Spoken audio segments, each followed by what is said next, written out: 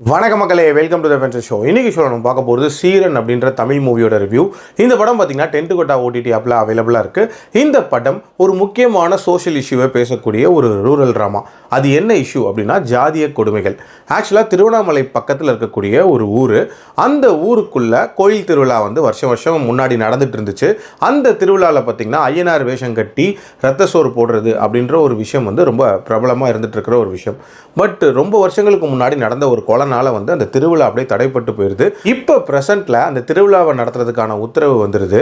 அந்த நேரத்தில் தான் நம்ம ஹீரோ ஊருக்குள்ளே வராரு. இவரை பார்த்து அந்த ஊருக்குள்ளே ஒரு விதமான சலசலப்பு உண்டாகுது. இவரை தான் ஊரை விட்டு அனுப்பியிருந்தமே எதுக்காக வந்தாருன்ற மாதிரி யோசிக்கிறாங்க.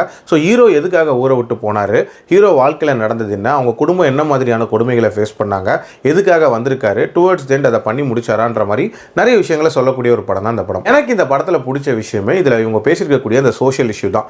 ஜாதிய கொடுமைகள் அப்படின்ற ஒரு விஷயத்தை பற்றி பேசியிருப்பாங்க. இன்னைய தேதி வரைக்கும் நடந்துட்டு இருக்கக்கூடிய ஒரு விஷயம். அதில் எந்த விதமான மாற்று கருத்துமே இல்லை. அதுலேயும் மாணவர்களுக்கு இடையே இதில் ஜாதி இருக்குன்ற மாதிரியான ஒரு விஷயத்தையும் காட்டியிருப்பாங்க. அதுவும் ஒரு உண்மையான நடக்கக்கூடிய ஒரு விஷயம் தான். அதாவது திருநெல்வேலி மாவட்டத்தில் இதே மாதிரியான ஒரு சம்பவம் கொஞ்ச நாளைக்கு முன்னாடி நடந்தது. நம்ம எல்லாருமே படிச்சிருப்போம்.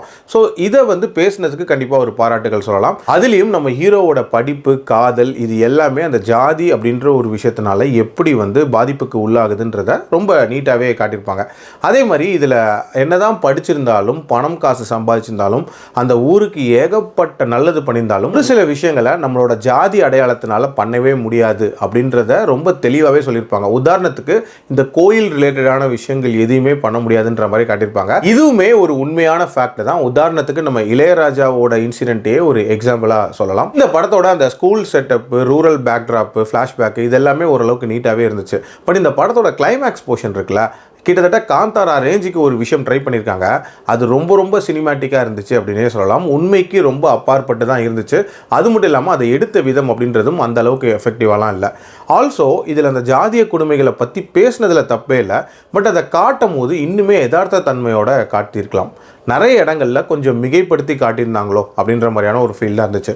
உதாரணத்துக்கு ஒரு ஜாதிய கொடுமை நடக்குது அப்படின்னா ஒரு சைடில் இருக்கிறவங்க ஃபுல்லாக பாசிட்டிவ், மற்ற சைடில் இருக்கிறவங்க கம்ப்ளீட் நெகட்டிவ் அப்படின்ற மாதிரி காட்டுறது ஒரு மாதிரி தப்பான ஒரு போர்ட்ரேல் மாதிரி இருக்கும். இந்த சைட்லையுமே இதை பார்த்து தப்பு அப்படின்னு சொல்லக்கூடிய சில பேர் இருப்பாங்க. ஸோ அவங்களையும் இதில் காட்டுறதுங்கிறது ஒரு ப்ராப்பரான வேவாக இருக்கும் அப்படின்னு நான் சொல்லுவேன். அண்ட் மேக்கிங் வைஸ் கண்டிப்பாக பெட்டராக இருந்திருக்கலாம். பட் ஓவரால் ஒரு கம்ப்ளீட் மூவியாக பார்க்கும்போது ஒரு டீசெண்டான அட்டெம்ப்ட் தான். கண்டிப்பாக ஒன்ஸ் ட்ரை பண்ணி பார்க்கலாம். என்னோட ரேட்டிங் இந்த படத்துக்கு 2.7 out of 5. அடல்ட் கண்டென்ட்லாம் பெருசாக இல்லை, தாராளமாக பார்க்கலாம். மீண்டும் அடுத்த விமர்சனத்தில் சந்திக்கிறேன். நன்றி, வணக்கம்.